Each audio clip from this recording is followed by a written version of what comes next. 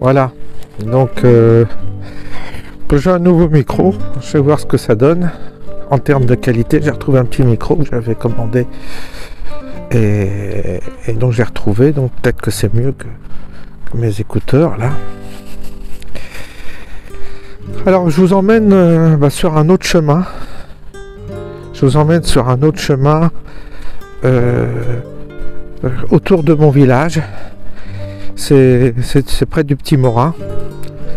Et bon, il y a un peu de gadou, mais c'est plutôt agréable. Alors,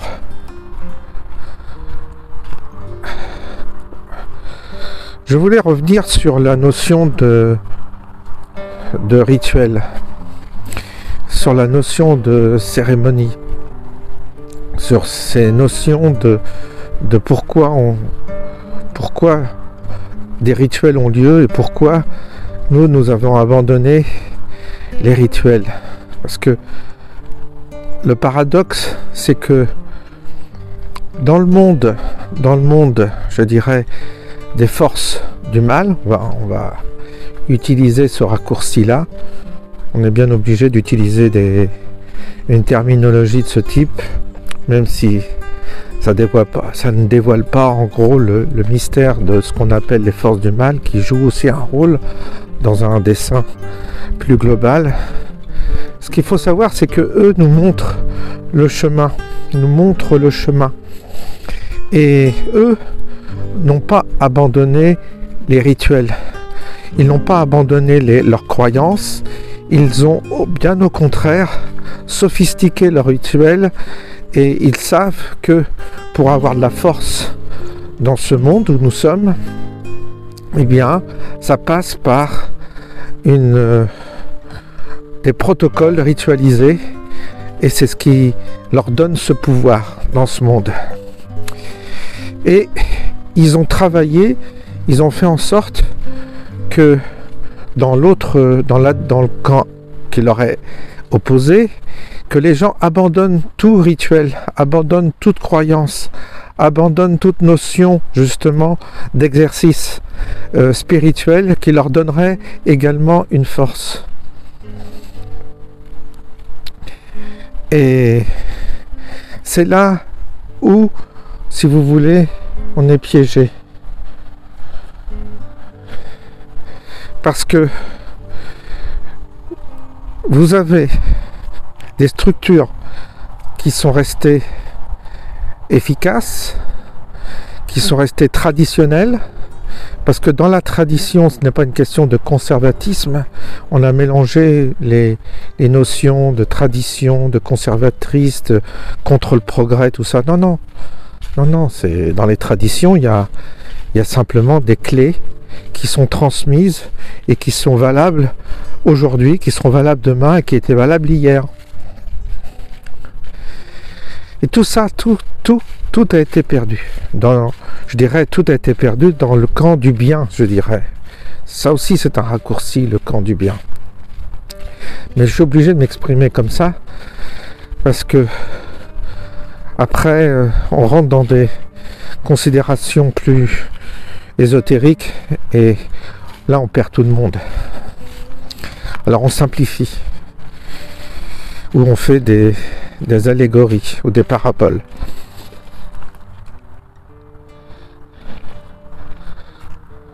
Vous voyez, je vous fais voir quand même un peu l'endroit près du petit fleuve, de la petite rivière là, du petit cours d'eau plutôt. Voilà, donc si vous voulez, ce qu'il va falloir, c'est réapprendre à se réapproprier justement ces rituels et savoir qui on invoque. Je parlais d'invocation, et il faut savoir à qui on s'adresse. Et c'est important de s'adresser à la bonne entité quand on fait des invocations et quand on fait des rituels également. Tant que nous n'aurons pas, si vous voulez, compris ça, nous aurons beau manifester, contester, c'est-à-dire être dans le cadre du piège qui nous est tendu, nous n'arriverons à rien, absolument rien. D'où la nécessité justement de retrouver, et il y a des gens qui sont prêts à ça. Moi je dis pas que je le suis parce que j'ai pas une connaissance très érudite sur ces questions là, mais je sens qu'il faut passer par là. Je sens que on doit justement passer par là, c'est-à-dire créer des fraternités, créer des groupes qui sont prêts. Alors on pourrait penser que c'est des sectes. De toute façon, c'est ce qui sera dit, c'est ce qui sera toujours dénoncé. Vous êtes une secte. Non, c'est pas une secte. Une fraternité, c'est pas une secte. Une fraternité, ce sont des personnes qui se réunissent dans un but bien précis pour se lier contre un adversaire.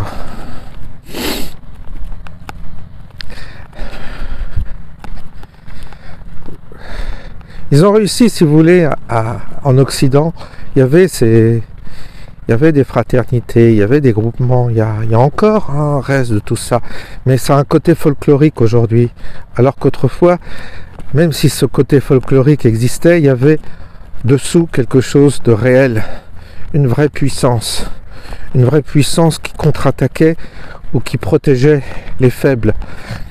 Aujourd'hui, les faibles sont délaissés complètement. Les gens sont complètement à l'abandon. On va tirer mon micro qui a sauté.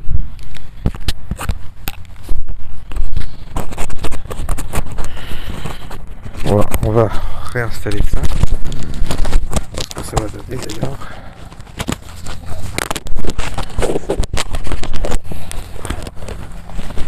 Hop, voilà, parce que ça va aller.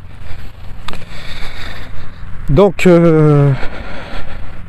aujourd'hui la veuve et l'orphelin elle est abandonnée. Il n'y a plus personne qui... Les ordres religieux sont foutus, il n'y a plus rien qui fonctionne. Dans l'église, tout ce qui est rattaché à l'église est déconstruit, a été déconstruit méthodiquement, intelligemment. Et puis le verre est dans le fruit, donc il n'y a plus rien à attendre de l'église, de l'institution église, ça c'est clair. De toute façon, dans l'église, il y a toujours eu un mélange, il y a toujours eu les deux forces. Il y a le bon côté, puis le mauvais aussi. Mais on doit retrouver la tradition et on doit absolument retrouver le rituel. Alors c'est compliqué, mais ça passe par là. Sinon ce sont des égos qui vont se mettre en avant et ça débouchera sur des échecs, puisque il n'y a pas d'homme providentiel, il n'y a pas quelqu'un qui va venir nous sauver, c'est nous qui devons nous sauver nous-mêmes en réapprenant les bases dans la spiritualité. Et beaucoup se sont égarés dans la spiritualité en pensant que c'était une question qu'il fallait juste être positif. On a utilisé beaucoup le mot positif, il faut positiver, il faut avoir des idées positives, des fréquences positives. Puis on est parti dans des délires de ce genre qui correspondent à rien, qui sont de vagues émotions, de vagues sentiments, et on se plonge dans des contextes qui semblent nous apporter quelque chose, et quand on fait ces stages ou quand on va dans ces endroits, sur le moment on se tient chaud, et puis quand on se retrouve chez soi, on est complètement perdu, seul, on se retrouve seul, déraciné et finalement démuni. Donc ça s'apprend, tout ça. Tout s'apprend. Tout s'apprend. Et par manque d'apprentissage, par manque d'initiation, par manque d'éducation, eh bien on est dépourvu devant justement un adversaire qui lui n'a pas oublié tout ça. Vous savez, je prends l'exemple de l'éducation des enfants. Vous savez, dans tous ces gens qui déconstruisent l'éducation du peuple en abêtissant le peuple et les enfants par des émissions, par des livres scolaires complètement dénaturés, appauvris, des émissions de télévision qui sont en général bêtes, idiotes, qui sont faits pour rendre idiots les gens. Ces gens qui favorisent ce genre de procédures, eux, ils éduquent très bien leurs enfants. Leurs enfants ne restent pas devant la télévision, leurs enfants ne restent pas le nez scotché sur des tablettes. Ils les élèvent, ils les éduquent, ils leur apprennent des choses. Ce qui fait que ils se sont fait leurs enfants deviendront l'élite de demain. Parce qu'ils auront été éduqués, construits en fonction de règles tout à fait traditionnelles. C'est là où le peuple se fait piéger par une forme de facilité, par une forme de...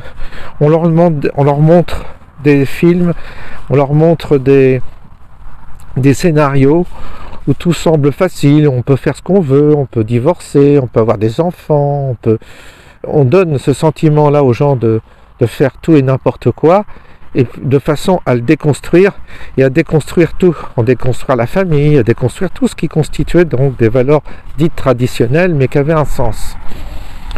Et à force de déconstruire tout et de flatter, si vous voulez, ce côté démagogique de la vie, d'une vie facile où on fait ce qu'on veut, par exemple le fait de trahir, quand vous êtes dans une relation avec quelqu'un, le fait de le trahir, ça a des conséquences. Le fait d'être engagé sur le plan physique avec une personne et relationnel et que une des deux personnes l'a trahi, ce n'est pas neutre, ça a des conséquences. Simplement, il faut le savoir, et ça on ne le dit pas.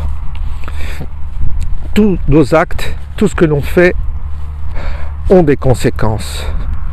Et ça on ne le dit pas. C'est pour ça que les gens font n'importe quoi, ils se retrouvent dans des situations explosives, ont des maladies, des cancers, des soucis financiers, tout ça. Parce qu'ils tiennent parfois des propos et ils suivent des attitudes qui sont catastrophiques. Alors il ne s'agit pas de transposer en disant il ne s'agit pas d'être, dans des principes moraux sectaires, rigides, mais simplement il faut savoir que ce que l'on fait a toujours des conséquences sur le plan visible et invisible. Vous trahissez quelqu'un, vous trahissez une amitié, vous trahissez, vous êtes un manipulateur, vous faites du mal aux gens, ça a un effet.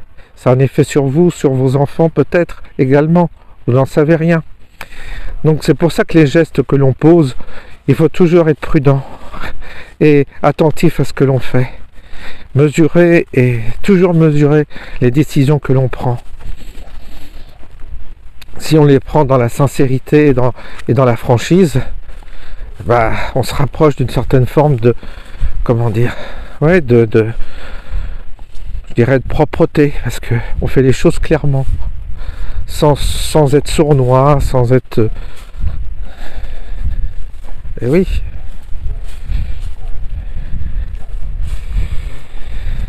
Donc, voilà l'objet de mon propos. Donc je pense qu'il faut reprendre ce travail à la base qui est de constituer des fraternités qui ne soient même pas mixtes, parce que la mixité ce n'est pas forcément la solution non plus. On peut très bien, il ne faut pas croire qu'aujourd'hui dans notre monde moderne les sociétés secrètes sont mixtes.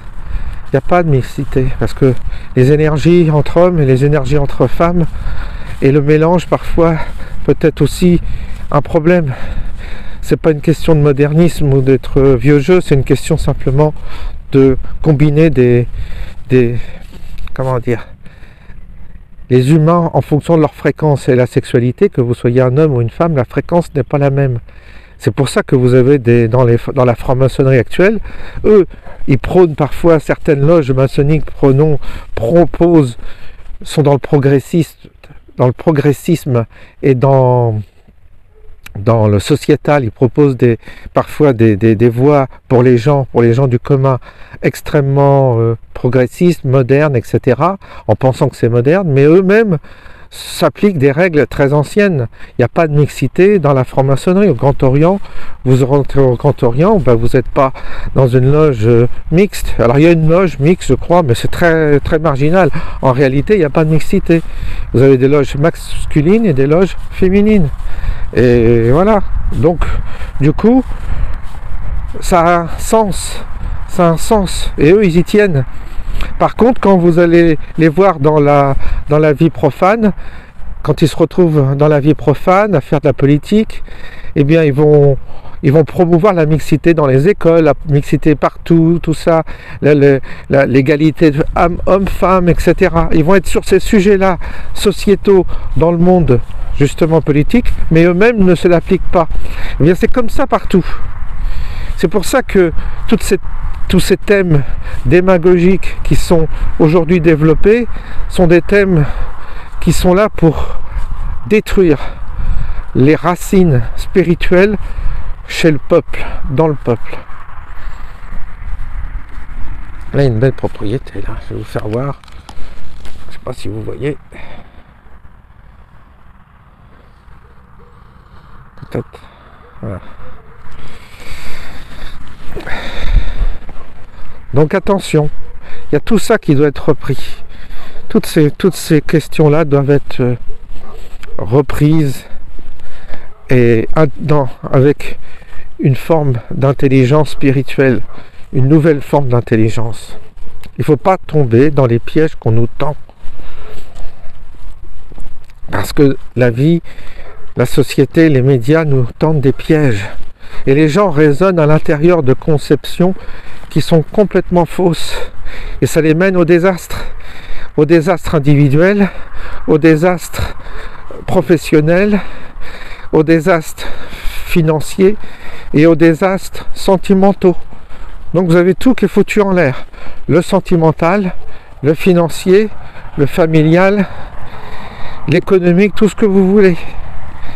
Et si vous voulez retrouver dans ce monde un équilibre sur le plan sentimental, sur le plan amical, sur le plan familial, sur le plan professionnel, sur le plan financier, si vous faites une profession et que vous ne gagnez pas votre vie, ça ne va pas. Si vous êtes toujours en train de construire une relation de couple et que vous vous séparez et que vous n'arrivez jamais à trouver l'âme sœur, c'est un problème. À un moment donné, il y a les fruits qui doivent être là. Tant que vous n'êtes pas dans cet équilibre-là, financier, relationnel, familial, c'est qu'il y a un problème. Il faut absolument remettre en cause votre vie, vos bases même culturelles, de réflexion, vos croyances, vos idéologies. C'est qu'il y a un truc qui ne marche pas. Sinon, je vous assure que tout rentre dans l'ordre quand on est équilibré sur le plan spirituel vertical. Votre vie, elle doit être équilibrée sur le plan sentimental, matériel et tout. Si vous êtes fait pour vivre seul, comme moi, il faut vivre seul, il faut l'assumer. C'est pas un drame d'être seul. Mais si vous voulez absolument vivre avec quelqu'un, il faut trouver un âme sœur, il faut trouver la personne qui vous convient. Et puis, si vous êtes dans la pauvreté, soit vous vous accommodez de cette pauvreté, mais si vous êtes en état de manque, ça veut dire que vous avez un problème par rapport à l'argent. Il faut traiter toutes ces questions-là sans tabou, avec une vision franche et claire, de façon à réparer et à solutionner les carences qui sont dans notre vie. Tout ça, ça doit faire partie d'un apprentissage, ça doit faire partie d'une éducation que n'ont plus les enfants aujourd'hui.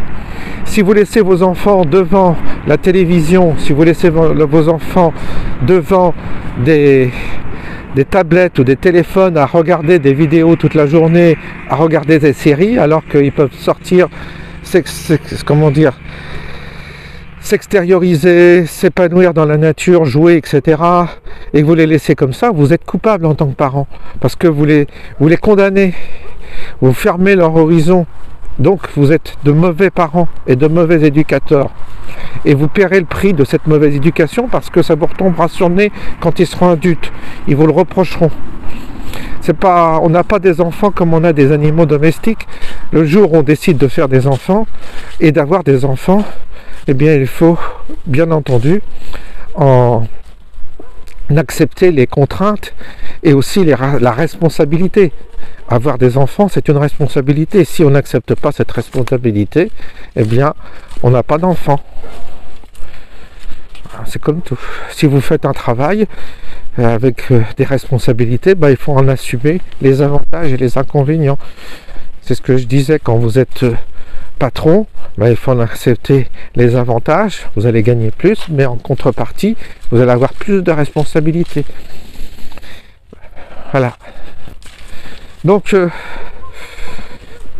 y a tout ça qu'il faut remettre en perspective pour justement se reconstruire une vie. C'est le temps des bilans, c'est le temps de prendre des dispositions, c'est le temps de fonder des choses nouvelles, c'est le temps de regarder et de sortir de nos schémas qui sont qui appartiennent justement à quelque chose de faux. Il faut tout reconstruire, tout. Commencer déjà par les fondations. Les fondations, c'est les traditions, c'est retrouver les traditions. Qu'est-ce qu'il y a? Mais retrouver la profondeur des traditions, pas le côté folklorique des traditions. C'est là qu'il faut faire attention. Et puis, reconstituer peut-être des cercles, des fraternités, et aussi bâtir des nouveaux rituels. Voir comment on peut reconstruire des rituels, et comment on peut justement se redonner une force collective. Puisque si tout le monde est éparpillé, c'est foutu, hein. Si les gens sont éparpillés tous dans leur coin, personne ne va s'en sortir, hein. Donc il faut retourner à des cercles de fraternité. C'est obligé. Il n'y a pas le choix. Des vraies fraternités, des vraies solidarités. Mais partout, il y a des malentendus. Parce que vous avez ce qu'on appelle les parasites. Et les parasites, ils sont là pour parasiter, mais pour rien apporter. Et ça ne va pas. C'est pour ça qu'il faut toujours veiller à ce qu'un principe de réciprocité soit enclenché. Moi-même, à travers la vidéo, à travers cette chaîne qui me demande du travail, je fais des montages, je passe du temps, je regarde les messages, je réponds. Eh bien, tout cela, je dois être, en quelque sorte, bénéficier d'une réciprocité. Alors, je ne dis pas que je dois forcément que ce soit une réciprocité financière, bien que il faudra bien trouver un modèle économique pour que je puisse, être en harmonie avec ce que je fais. C'est-à-dire, je peux pas, si vous voulez, être dans le gratuit, faire tout gratuitement, et puis que les gens viennent comme ça profiter. Je regarde et puis tout est gratuit. Non, ça n'existe pas, ça. Il faut qu'il y ait un échange. S'il n'y a pas d'échange, ça ne va pas, ça ne marche pas comme ça. Dans la vie, il y a toujours un principe de réciprocité, sinon vous avez quelqu'un qui se fait avoir et l'autre qui profite de l'autre. Et ça, c'est pas bon. Donc moi, je veille à ce que ce principe de réciprocité puisse aussi être transposé dans ce que je fais, dans le travail que je fais, ce travail de vidéo, où je m'exprime, où je m'expose. En contrepartie, il va bien falloir que, et puis si je veux aider des gens, si un jour je veux faire quelque chose, il me faudra des moyens financiers. Donc il faut que je trouve un modèle économique pour continuer ce travail. Sinon, ça va être un sens unique. Et puis je vais avoir des gens qui vont avoir des caprices, qui ne donneront rien, qui seront assis dans leur fauteuil, qui passeront d'une vidéo à l'autre, et puis qui me diront oui, la musique j'ai pas trop aimé, je voudrais avoir ça. Sauf que ils sont installés eux dans leur fauteuil à faire des commentaires tranquilles, sans que ils s'exposent, parce que je vois beaucoup n'ont pas leur nom et leur prénom, beaucoup ont des pseudos, donc ils n'osent pas se présenter tels qu'ils sont eux, alors que moi déjà j'ai la franchise d'annoncer mon nom et mon prénom. Puis ensuite dans une forme de passivité, ils font des commentaires, tout ça. Ça va pas. Il faut que ce soit réciproque. Donc, il faudra trouver. Je n'ai pas encore trouvé le moyen, mais il faudra qu'il y ait un principe de réciprocité. Si je donne de mon temps à quelqu'un, il faut qu'en contrepartie, je puisse recevoir quelque chose de cette personne. Je n'ai pas à apporter du temps gratuitement sans qu'il y ait une contrepartie. Il faut qu'il y ait toujours une contrepartie. J'ai trop vécu ce genre de choses où les gens profitent de vous, de votre gentillesse, puis un jour, parce que vous décidez de changer de braquet, ils vous diabolisent. Vous n'êtes plus leur ami, parce que vous en avez marre de donner, vous en avez marre d'être toujours à leur disposition. Ils ont pris l'habitude, beaucoup ont pris l'habitude du gratuit, et beaucoup ont pris l'habitude de profiter comme ça. Et, c'est gratuit, il donne de son temps, c'est du bénévolat. C'est quoi cette histoire? C'est nouveau ça. Non, c'est... Tu veux quelque chose, tu veux qu'on t'écoute, tu apportes une contrepartie. Mais tu n'as pas à capter ou à vampiriser une personne sans en contrepartie donner quelque chose de toi. Alors ça peut être de l'argent, mais ça peut être autre chose aussi. Mais en tous les cas, ça fait partie d'un équilibre. Il ne s'agit pas de bâtir un business et d'exploiter la misère des gens. Ça, c'est autre chose. Ça, ce sont des mauvaises personnes qui font ça. Mais il ne faut pas tomber non plus dans le côté social où vous êtes vampirisé par tout le monde profite de vous, puis vous êtes épuisé à la fin de la journée, vous avez même plus un rond parce que de toute façon tout ça vous rapporte rien et ça vous coûte. Et le jour où vous faites un petit écart, tout le monde vous déteste. C'est ce qui me pend au bout du nez aussi. Donc il faut que je fasse attention à ça. Il est hors de question que je me laisse entraîner dans ce type de mécanisme pervers. Non. C'est pour ça qu'il faut refaire des règles. Il faut pas s'éloigner de certaines bases. Et la première des bases, c'est de se faire respecter et de savoir que le temps que vous consacrez à une personne, ce temps-là, il vaut quelque chose. Et la réponse, quand vous faites une réponse, quand vous attribuez une réponse, quand vous entretenez une relation, eh bien c'est pareil. On n'est pas dans un truc de copain ou je sais pas, on est en train de faire quelque chose de sérieux là. On n'est pas là pour faire un cercle d'amis qui se tapent sur le dos, qui se tapent sur le ventre, j'en sais rien, et puis on raconte toute sa vie. Non, il faut aller à l'essentiel. Il faut aller aux choses pratiques. Qu'est-ce que je fais pratiquement? Quelles sont les décisions que je prends? Parce que sinon, vous êtes à partir, après vous partez dans un délire de New Age, un délire où tout le monde est frère et sœur, et puis ça marche pas. Donc il faut une règle, il faut une hiérarchie aussi, parce que la hiérarchie, elle est importante, c'est-à-dire une hiérarchie de ce que l'on dit, une hiérarchie du temps que l'on prend, il faut tout hiérarchiser, et même parfois... comme on dit dans le privé, il faut prioriser certaines choses. Et donc, c'est pour ça que de toute façon, je ne me laisserai pas entraîner dans ce type de procédure ou de procédé. J'ai bien l'intention de faire des règles et d'établir des règles pour que on ne soit pas dans un échange à sens unique. Je ne veux pas être dans la consommation de YouTube. Je ne veux pas être dans cette consommation, on passe d'une vidéo à l'autre, puis à la rigueur on met un pouce, quoi. Puis je suis pas là à quémander des pouces, à quémander des commentaires et tout ça. Il faut qu'il y ait une authenticité dans nos relations, une vérité, et puis aussi un équilibre. Ça, j'y tiens beaucoup. Donc c'est pour ça que moi, sur le plan personnel, j'ai fini d'inviter des gens qui ne rentrent pas. Et puis, j'aime pas quand j'invite que les gens viennent les mains vides.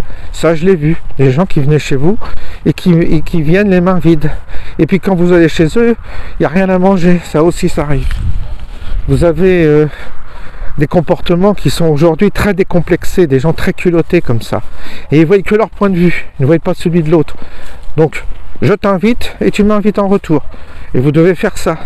Vous ne devez pas vous faire envahir comme ça par des gens qui profitent de vous et qui ne donnent rien. Quand vous arrivez chez quelqu'un, il y a un rituel, il y a une tradition, on apporte un présent.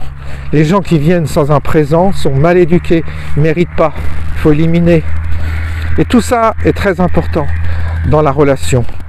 Parce que sinon vous faites complètement, vous êtes le couillon de service quoi. La gentillesse, votre gentillesse naturelle se transforme en couillon de service. Et puis ensuite on sélectionne les gens qui vous conviennent ou pas, les gens qui sont prêts ou pas. Voilà, c'est comme ça, il y a un tri qui doit être fait ensuite. Vous voyez que c'est exigeant en fait, c'est très exigeant.